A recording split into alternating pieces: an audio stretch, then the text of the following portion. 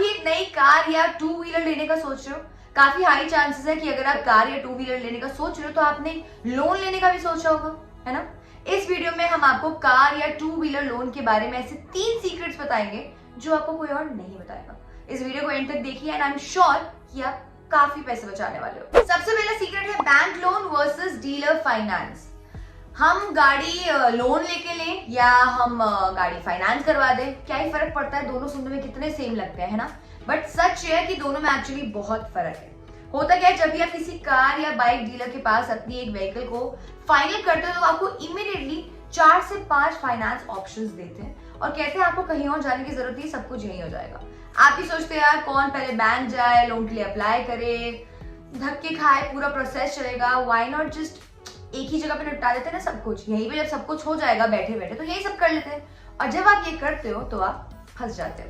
दरअसल होता क्या है, काफी सारे बैंक्स का इन कार डीलर्स के साथ टाई अप रहता है लोन देने के लिए। बट कार डीलर्स को क्या फायदा होगा बैंक्स को लोन दिलवा के? ऑब्वियसली अच्छी कस्टमर सर्विस के लिए तो नहीं करते, तो क्या ऐसा कारण है कि वो आपको बार बार नच करते कि हमारे पास ये ऑप्शन है, आप यहाँ से लोन ले लो या वहां से लोन ले लो। होता क्या है, कार डीलर्स जो भी आपको कार या बाइक बेचते हैं उसमें उनका margin is not even 2 to 3%, बहुत कम रहता है। सो बेसिकली वो आपको एड ऑन सर्विसेज बेचते हैं जिसमें कार फाइनेंसिंग भी एक सर्विस रहती है। तो जितने भी लीड्स वो जनरेट करते हैं फॉर बैंक लोन्स उसमें उनका भी कमीशन रहता है विच वेरीज फ्रॉम 0.5 to 1%। तो बेसिकली अगर आपने 10 लाख की गाड़ी खरीदी और उसका 1% यानी कि 10,000 तो उस डीलर का कमीशन बन जाता है आपके लोन पे। यही लोन अगर आप बाहर किसी बैंक से लेते हो तो आपको वो 0.5 to 1% सस्ता पड़ता है क्योंकि उसमें डीलर का कमीशन नहीं होता।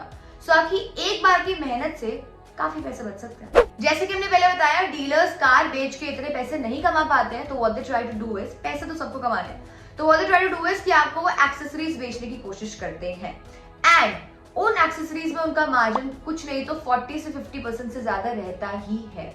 सो बेसिकली अगर आपने 5 लाख की गाड़ी खरीदी और अगर आपने ऊपर से 40 से 50 हजार की एक्सेसरीज लगवा ली, वहां से ले ली, तो बहुत ज्यादा चांसेस है कि उन्होंने एक्सेसरीज से जो आपने खरीदी है उससे ज्यादा पैसे कमाए होंगे एज कंपेयर टू द गाड़ी जो आपने उनसे ली है। So whenever you buying a car और bike then please be sure कि आपको एक्चुअली कौन सी एक्सेसरीज चाहिए। किसी ने कुछ बोल दिया एंड आप बस ले रहे हो, ऐसा मत करिए, अपने पैसे बचाइए and have a broad idea of the price range of that accessory. यहाँ पे सेकंड सीक्रेट आता है shopping around for bank loans. अब ये सुनने में जितना आसान लगता है उतना है नहीं, एक्चुअली बहुत मुश्किल है। हम सबको लगता है यार सारे बैंक्स ना मतलब सेम ही होते हैं, क्या थोड़ा बहुत ऊपर नीचे होता होगा, फिर क्या ही फर्क पड़ता है। बट एक्चुअली बिल्कुल सच नहीं है। सारे बैंक्स का interest rate, processing fees, terms and condition सब कुछ इतने अलग होते हैं कि आपका लोन लेने का पूरा एक्सपीरियंस चेंज हो सकता है। सबसे पहले बात करते हैं कि हमें लोन फिक्स रेट पे लेना चाहिए या फ्लोटिंग रेट पे लेना चाहिए।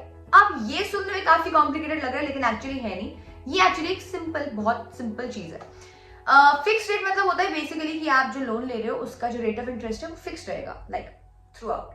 लेकिन जो फ्लोटिंग रेट है उसका मतलब है कि आपका जो रेट ऑफ इंटरेस्ट है वो फ्लोट करेगा, यानी कि चेंज होता रहेगा। जैसा कि आप अभी देख रहे होंगे या अगर आप आरबीआई की पॉलिसीज को फॉलो कर रहे होंगे तो आपको पता होगा कि इंटरेस्ट रेट्स इस टाइम पे बहुत कम है, यानी कि बिल्कुल रॉक बॉटम पे है।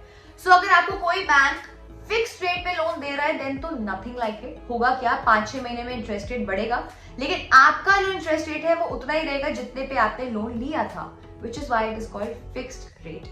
अगर आपको कोई भी बैंक फिक्स्ड रेट पे नहीं दे रहा है लोन तो आप प्रेफर करिए ऐसे बैंक से लोन लेना जिनका इंटरेस्ट रेट बहुत कम है, सबसे कम है, एंड प्रोसेसिंग फीस भी सबसे कम है।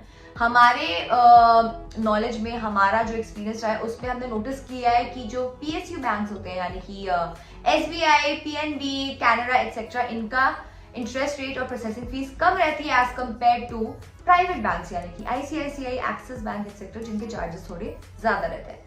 Again this can also be very subjective and 4 से 5 अलग अलग बैंक्स से बात करने के बाद आपको समझ आएगा कि आपको अच्छी डील कहाँ मिल सकती है। Last secret that you must know before taking a vehicle loan is the terms and conditions of the loan.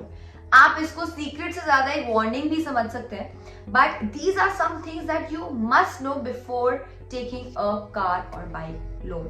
हम आपको एक बैंक के लोन एग्रीमेंट से 2-3 क्लॉजेस दिखाएंगे और आपको उनका मतलब समझाएंगे।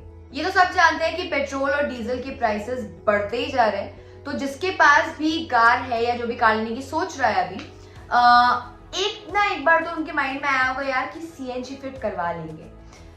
अगर आप इस क्लॉज को ढंग से पढ़ेंगे तो इसमें साफ साफ लिखा है कि अगर आपको अपनी गाड़ी में सीएनजी फिट करवानी है तो उसके लिए आपको बैंक से परमिशन लेनी होगी।